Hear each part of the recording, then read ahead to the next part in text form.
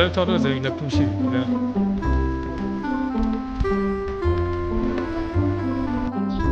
ဒီကောင်များဒီတော့ကျွန်တော်စူပန်းပုံကိုရောင်းထူတာကျွန်တော်ရောက်နေပါတယ်ဒီတော့အထပ်ပိုင်းကြောင်ကီလိုအန်ဆန်းမှာရှိတဲ့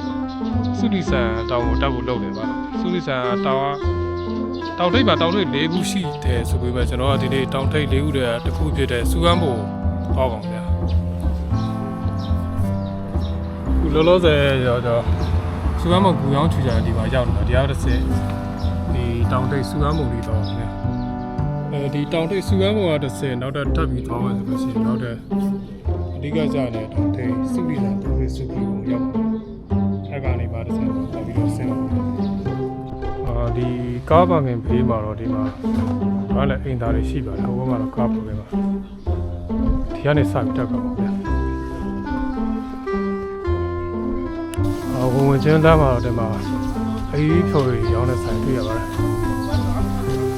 ရှင်းမှလမ်းတစ်ခုရှိပြီကျွန်တော်ညာဘက်လမ်းလေးသွားလိုက်ပါခင်ဗျာ9မိနစ်လောက်ရှောက်သွားတဲ့ချိန်မှာဒီနေရာရောက်လာပါခုချာခုနကကျွန်တော်တက်လာတဲ့နေရာပါဟိုစူပန်းပုံကြောင်စံတောင်ထိပ်ကိုသွားအောင်မယ်တောင်ထိပ်မြောက်ခင်ရာစုတော်ရေတောင်ကျရေကျတဲ့နေရာလေးရောက်တော့များခုဒီမြောင်ဆန်းစုပ်ဆိုတောလမ်းကိုအရင်ဖြတ်ကပါပါဒီလမ်းလေးကတော်တော်လေးတော့ကောင်းပါလေအေးရအပင်နေနဲ့တော်တော်လေးတာရပါခင်ဗျာကျွန်တော်အခုမှတက်ပြီမဲ့ဟိုပြန်ဆင်းလာတဲ့လူတော့ရှိနေပါပြီရာသီပူတဲ့ချိန်မှာဒီလိုပုံဆိုင်တဲ့ပင်လေးတွေရတကယ်လေးအသားချက်ကောင်းပါတယ်အခုကျွန်တော်တောင်ပေါ်စတက်တဲ့ချိန်ကတော့နေ့လေ7:45လို့ရှိနေပါခင်ဗျာဟောငါတော်ကြီးရှားလာနေဗျာဒီလမ်းတစ်လျှောက်မှာတော့နားလို့ရတဲ့ဇေယျအဆောင်လေးထားပြီးတော့အားကစားလုပ်လို့ရတယ်ပစ္စည်းတွေတော်တော်လေးစုံပါတယ်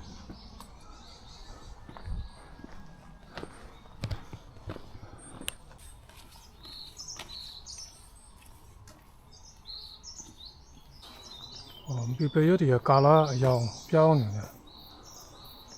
ဟောစောင်းရသည်ရောက်သွားတဲ့ခံစားချက်တိုင်းပဲခံစားပါတယ်တော်လေးလာပါဗျာ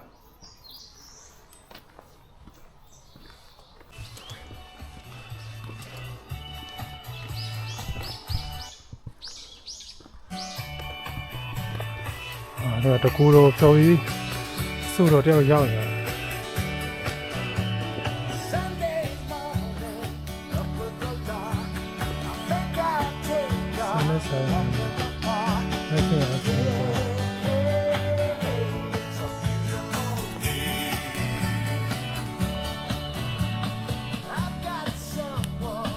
ဒီမှာဒိုးတက်ကြောက်တက်စီတေးလေးတေချာလေးလှုပ်ထားတာပါဝါတော့အကြီးပါလား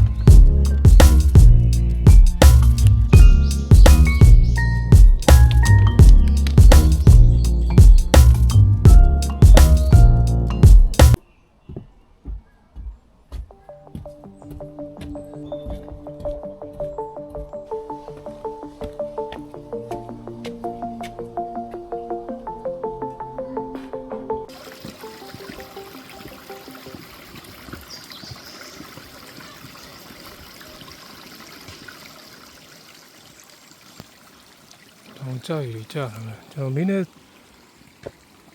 30လောက်6ပြီးသွားတဲ့ချိန်ကျတော့ဒီမှာရာစုတော်တောင်ကြရည်ရှိတဲ့နေရာလေးရောက်လာပါခင်ဗျာဒီဘက်ကနေတောင်ထိပ်သွားပြီးတော့ဒီဘက်မှာတော့တောင်ကြရည်ရှိတဲ့နေရာလေးရှိပါခင်ဗျာဒီမှာရာစုတော်ဒီဇက်တွေကြာတယ်ဒီမှာတော့တောက်ယူကတော့မရှိဘူးများဒီတိုင်းပဲတက်တဲ့တောက်အောင်မရဘူးပေါ့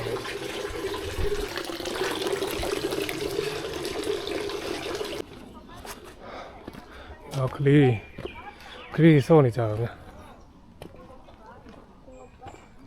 လိုပဲတောင်ဒီတိုင်းမှာတောင်တနေရာရောက်ပြီဆိုတော့ဒီလိုအားကစားပစ္စည်းတွေတော့များထားပြီးပါတယ်ဘာလို့လဲတော့မသိဘူး ကြောက်တက်စေးလေးတွေတော်တော်များပါတယ်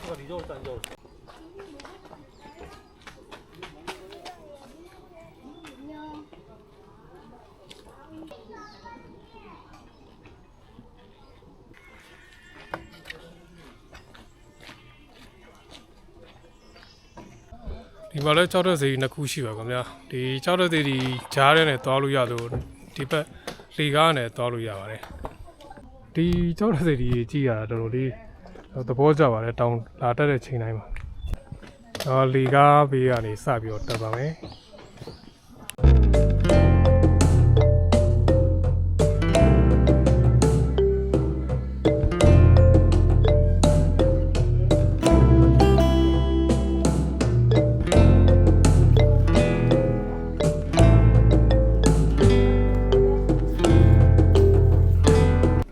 နေရာစပြီးတော့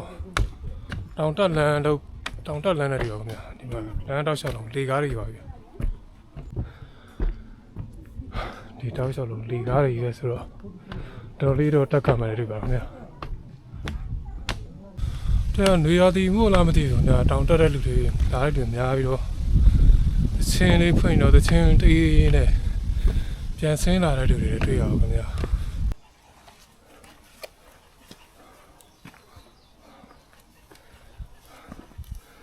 ခွေးတွေလာတက်တာဟော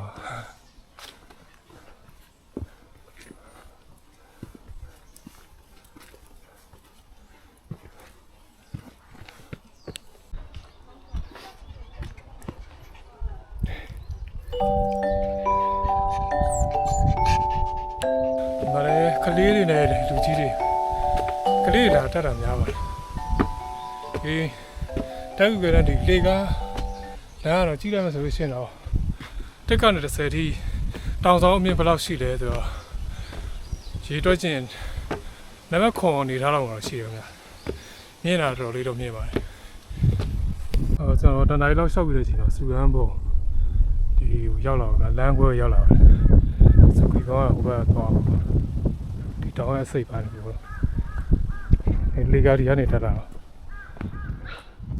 ဒီကနေရှေ့ဆက်ပြီးတက်အောင်အောက်မှာနားနေတယ်ရှိပါတယ်ဟော်ဂီတန်ရဟရဲ့နားတဲ့နေရာရောက်လာဘူးခင်ဗျာနားနေရာဒီကမှတစ်ဆင်းဟိုရှေ့တက်တဲ့တောင်းမှာပါဟိုရှေ့မှာမြင်နေတဲ့တောင်ထိပ်နေတယ်ပါခင်ဗျာဒီလေးကလေးလာတော့များပါတယ်ဒီဖက်လမ်းနေကြတော့ရိပ်ရတယ်ပင်နေဖြစ်သွားခင်ဗျာတော့0.1 km လောက်ပဲလိုပါခင်ဗျာဒီကနေဆက်ပြီးတက်ကောင်တော်လေးနေတယ်ခင်ဗျာ0.1 km ဆိုတော့9မိနစ်လောက်ရှောင်းရင်ရောက်မှန်းမသိဘူး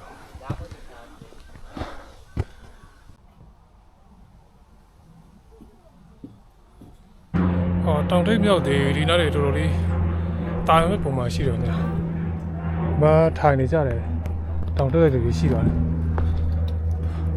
ဘုံမှာလည်းထိုင်နေကြတာပါတောင်ထိပ်နေကတော်တော်လေးကောင်းပါမယ်ဟိုမှာတောင်ထိပ်ကဟိုမှာတက်နေပါတယ်တောင်ထိပ်ကတည်းကပါဗျာတော့ဆိုတောင်ထိပ်မသွားဘဲနဲ့ဆိုကြောင်မှန်တယ်ပဲခဏသွားပါဦးမယ်ခြေခဲချောင်းရောင်းနေတဲ့တွေရှိပါတယ်ကြောင်မှန်လည်းတော်တော်လေးထားပါတယ်哇！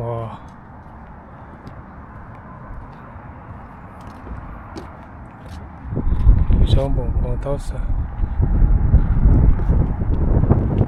哇！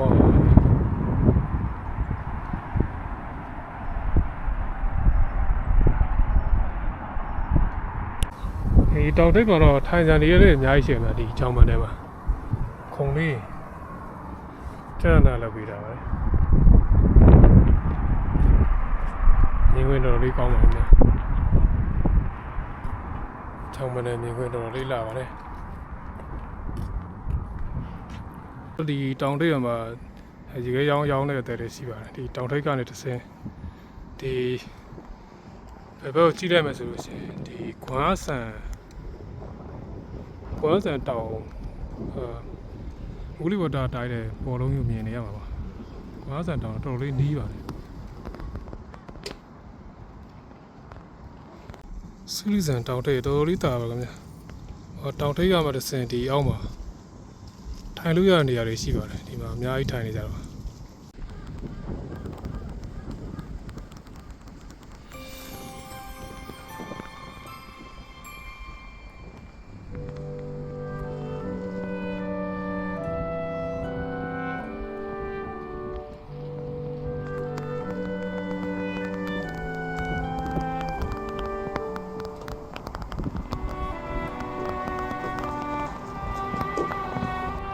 ဒီကတောင်ထိပ်ဆက်ပြီးတော့ဒ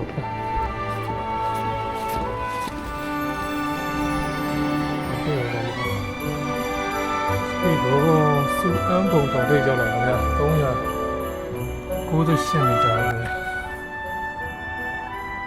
ဆူလီဆန်စူအန်ဘုံပါဗျာနောက်မှာပါရှိတယ်ဗျနောက်မှာလည်းစူအန်ဘုံလို့ပဲရေးတာပါဒီမှာရှိတဲ့ချောင်းရှောင်းတယ်တော်တော်ရှိပါတယ်ဒီတောင်ကြတော့အန်ရန်အပိုင်ထဲမှာရှိတယ်ဗျအန်ရန်အပိုင်ထဲမှာရှိတယ်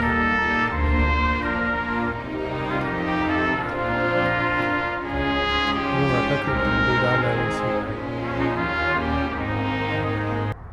ဒီဘက်မြင်ဝင်လည်းကောင်းပါလားဗျ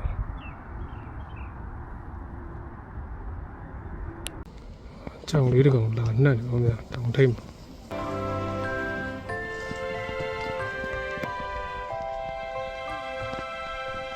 ဒီဒီပုံပါဗျာ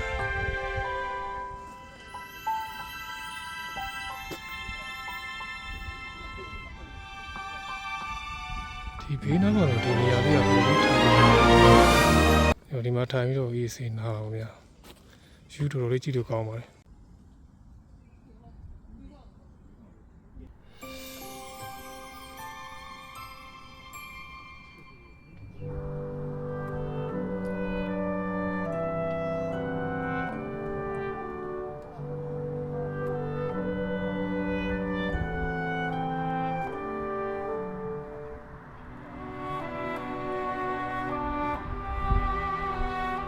ဒီနေ့ပါလို့ယူရဆိုတော့ကော်ဖီရဲ့ထမင်းလက်ရဲ့ဒီအပြောသီးတွေပါလေကြောက်ပြီဖြောသီးစားပါမယ်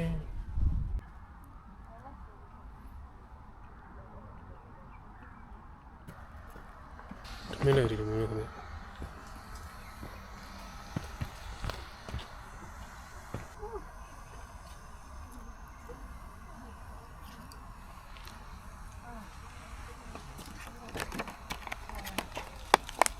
တောင်ပေါ်မှာ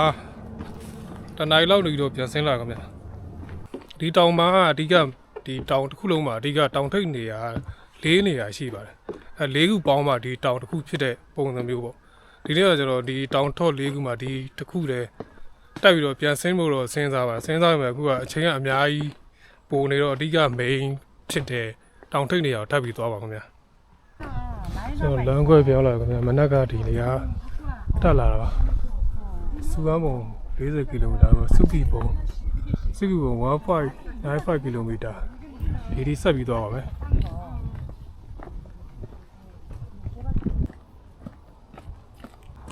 ဒီဘက်လမ်းနေကြတော့တောင်တွေတိုင်းမှာတွေ့နေရတယ်တောင်ကျောလမ်းလေးဖြစ်သွားပြီခင်ဗျတောင်ကျောလမ်းဆိုတာ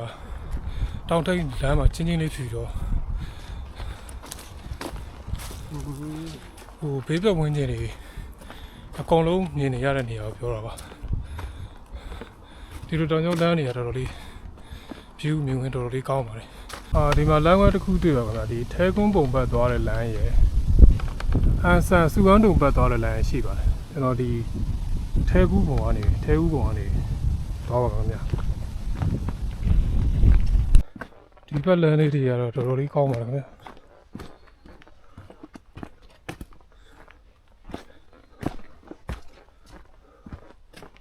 နောက်တော့9မိနစ်လောက်ထပ်လျှောက်လာတဲ့အချိန်ကျတော့ဒီဆိုင်းဘုတ်တွေ့ရပါမယ်။ဟိုလာတဲ့လမ်းမှန်ပါတယ်။ဒီမှာကဒီကားလမ်းတွေရှိပြီးတော့ဒီယူသွားတဲ့လမ်းလည်းရှိပါတယ်။ကျွန်တော်မိနစ်40လောက်လျှောက်လာတော့ဒီကင်တဲဇဲလူနေရာလေးမျိုးရောက်လာတော့ဗျာ။ဒီဘေးနားမှာလည်းတောင်ပေါ်တက်တဲ့လမ်းရှိပါဒါခုနကစကွမ်းပုံသွားတဲ့လမ်းနဲ့တူပါတယ်။ကျွန်တော်ဒီဘက်လာတာပါ။ဒီကနေတက်လည်းရတယ်တူပါတယ်။ စုကီဘုံတောင်တိတ်ကမိန်းနေရသွားမှဆိုရင်ဒီအဲ့ဒီသွားပြီးတော့ဒီဆိုင်းဘုတ်ကြီးကိုဒီကားလန်တိုင်းတက်ကမှာပါမနေ့ကကျစူအမ်းဘုံတောင်ထိပ်ကနေလို့ဆင်းလာပြီးတော့ကကစင်တာကိုရောက်နေပါတယ်အဲ့မှာလည်းစူကီဘုံသွားပါခင်ဗျာဒီကားလန်တိုင်းတက်ကမှာပါ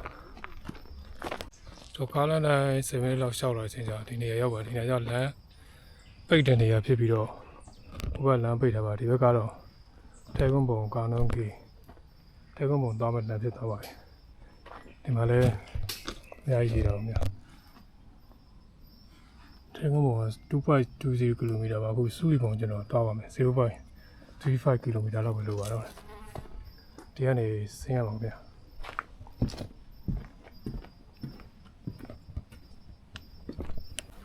ဟောဒီဘက်လမ်းလေမြေသားလမ်းတွေပါခင်ဗျာရှေ့မှာတတုံးပြူကြ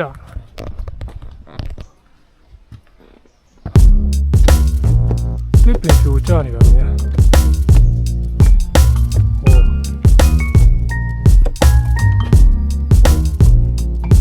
โอเคဒီပင်ပြူကြမယ်အဲ့တပင်ခွာပြီးတော့ဟိုတက်လာတယ်ခင်ဗျာအဓိကခီးရောက်ဖို့ပဲဒီထဲမှာလည်းတပင်ကိုခလေးမှာထားပြီးဖောက်လာရှိတယ်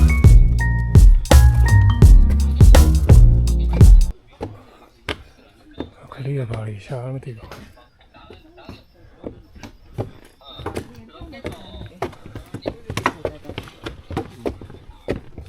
โอเคတောင်းလာဒီလိုမိုးလေးမိုးတာဒီကားတွေ့ပါသေးတယ်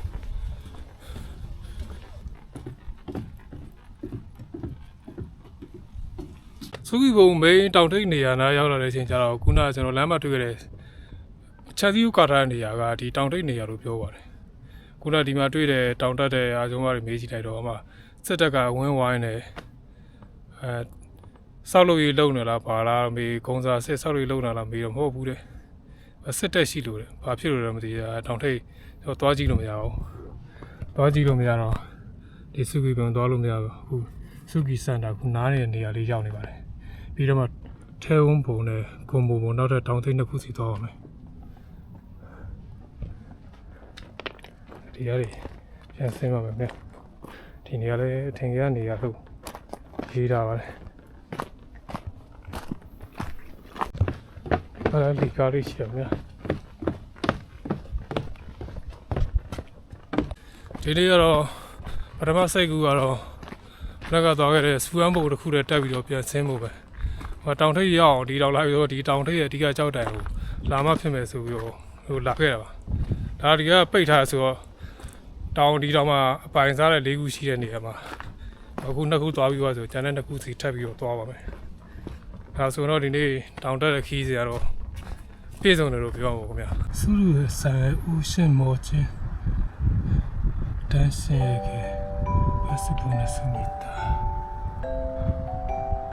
ဗန်ဖုံးပေါူရအနေရှိလို့တဲ့လမ်းလွဲတဲ့နေနဲ့တခြားနေရာမှာသွားပါဆိုလို့ရေးရပါတယ်ဒီရဒီနေရာနာမည်ကြီးနေရာနဲ့တူပါခင်ဗျာဒီတစ်ခုကဲတဲ့ဒီကားနေဆက်ပြီးသွားပါ4 နာရီ10မိနစ်ထဲဝန်းဘုံရောက်ပါခင်ဗျာထဲဝန်းဘုံကြောက်တန်ကတော့လေးရုံငယ်ဝဲနေတဲ့ပုံစံနဲ့တူတယ်ဆိုပြီးတော့ပြောစမှတ်ပြရအောင်ခင်ဗျာနောက်ပါလေကိုကြီးအားဆောင်နေကြတာပါဒီတောင်ထိပ်ဘေးပတ်ဝန်းကျင်မှာတော့အပင်တွေရှိတော့တခြားဘက်တွေတော့တိတ်တော့မမြင်ရဘူးခင်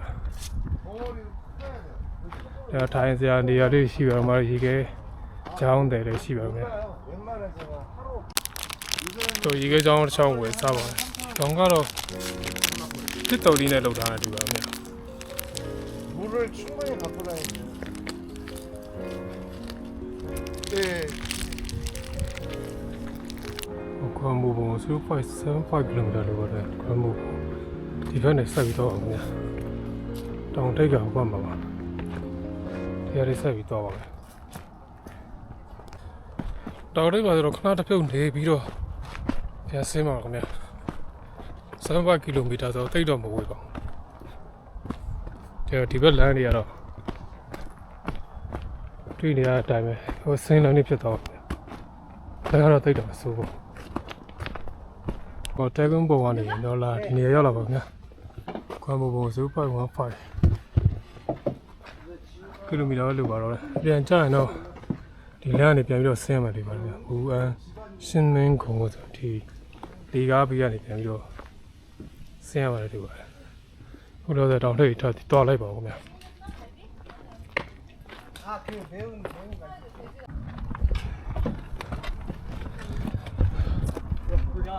ကွမ်ဘိုဘုံရောက်လာခင်ဗျာဒီမှာတော့ကိုရီးယားလှန်တယ်တောင်ထိပ်မှာပါဒီမှာတော့ကြောက်တုံးနေစီထားပါမယ်ဒီဘက်မှာချောင်းမနဲ့ရှိပြီးတော့ဒီဘက်မြင်ခွင့်မျိုးမြင်ခွင့်တွေတော်တော်ရှိလို့ကောင်းပါတယ်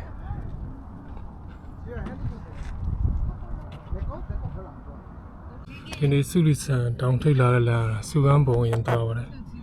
စူကန်းပုံမှာတစ်ဆင်းဒီလိုတက်လာပြီးတော့မှကိုကာစန်တာရောက်ပါတယ်ကိုကာစန်တာမယ်စုကီပုံစုကီပုံစုကင်းစန်တာနေပါတစ်ဆင်းကျွန်တော်ထဲကုန်းပုံရပါတယ်ထဲကုန်းပုံတစ်ဆင်းကွမ်ဘိုပုံလေးနောက်ဆုံးရောက်တဲ့နေရာဖြစ်ပါတော့ဗျာဟိုတောင်ထိပ်မှာပဲခွေးလေးရှိပါတယ်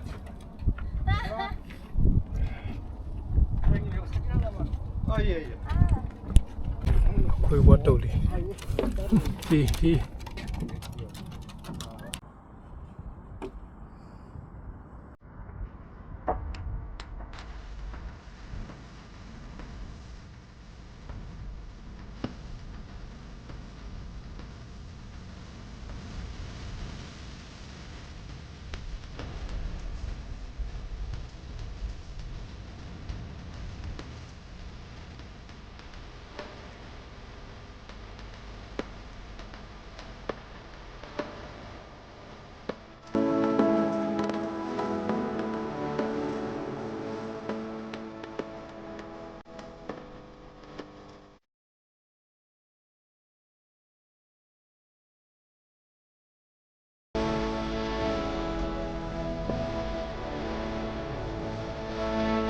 ကျွန်တော်တောင်းမှာကနားပြီးတော့ပြန်ဆင်းပါမယ်ဒီကနေလန်တိုင်းရှိတယ်ဆိုလန်တိုင်းရှိဒီနေ့ရစင်ဒီကားနဲ့ပြန်ပြီးတော့ဆင်းပါမယ်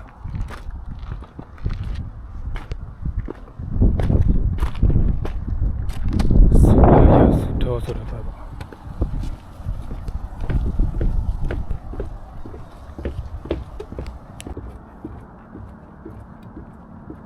ာ့ကျွန်တော်ဒီစုလီရာစုတော်ဆိုတဲ့နေရာနေဒီဆိုင်ဘုတ်ကနေပြန်လာတော့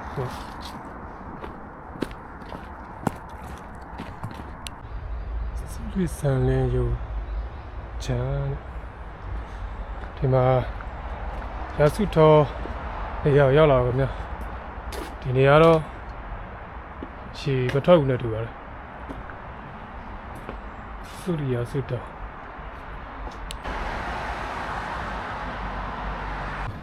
တောင်စီပြောတော့ခင်ဗျာဒီနေ့တော့တောင်ကထူးခြားတာတော့တောင်တိတ်က၄ခုရှိနေတာပါဒီတောင်မှာအဲ့၄ခုလုံးပေါင်းမှာဒီတောင်တစ်ခုလုံးဖြစ်တယ်လို့ထင်ပါတယ်တောင်ပေါ်တက်တဲ့အချိန်မှာဒီလိုမျိုးကျွန်တော်သွားတဲ့လမ်းတိုင်း၄ခုမသွားဘဲနဲ့ပထမဆုံးသွားခဲ့တဲ့စူအန်းပုံတောင်ထိပ်ပေါ်တက်ပြီးတော့ပြန်ဆင်းလဲကောင်းပါတယ်ဒါသွားပြန်2 နာရီလောက်ပဲကြာတော့ကျွန်တော်လမ်းများများလျှောက်ချင်လို့ဒီနေ့တောင်တစ်ခုလုံးပတ်ပြီးသွားလိုက်တာဒီ9 နာရီဝယ်6 နာရီတော့တော်လေးလျှောက်လိုက်တောင်ထိပ်မြင်ခွင့်ရလဲတော်တော်လေးကြည့်ကောင်းလို့ဒီပြောဖို့ကောင်းတဲ့နေ့ဖြစ်ခဲ့ပါဘူး။ဒီတမန်လုံးစီစီပေးရတဲ့ငွေကြီးအားလုံးကျေးဇူးတင်ပါခင်ဗျာ။နောက်တဲ့ဗီဒီယိုမှာပြန်ပြီးတွေ့ကြပါမယ်။ Bye bye